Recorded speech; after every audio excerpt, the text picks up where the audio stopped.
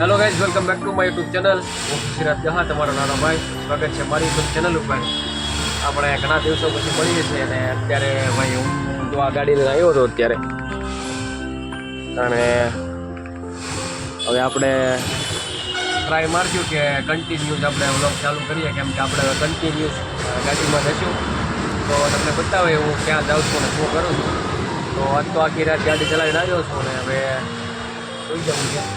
તમે કીધું હાલો આજ આપણે બ્લોગ ચાલુ કરીએ. તો અત્યારે સુઈ જવું છે કે આ જો ઘડી કરીને શું પછી કહું આગળ શું કરું છું. તમને બન્યા રહેશે.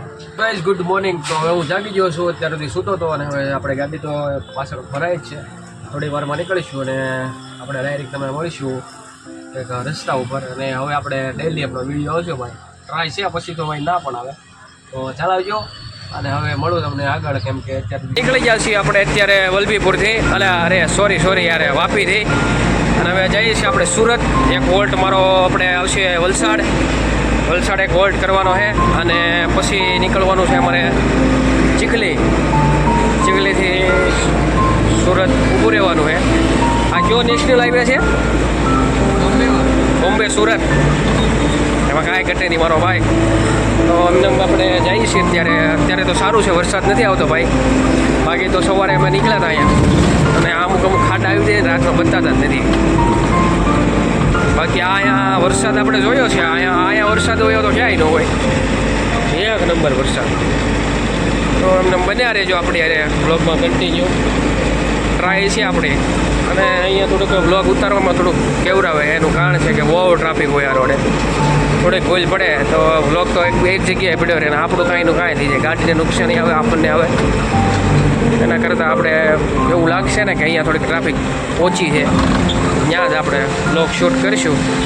કાઢો દાંત મારો કાઢો તો એવું છે ભાઈ. જો ધીમે ધીમે નીકળીએ છીએ અત્યારે અમે સુરતની બાજુ.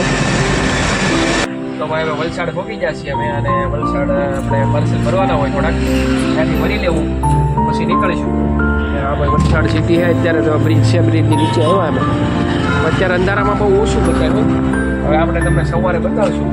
અને થોડુંક તો રિસ્કી છે. એનું કારણ છે કે ગાડી ખેંચવાની બહુ રહી. અમારે નોન સ્ટોપ જ હાલવાનું હોય.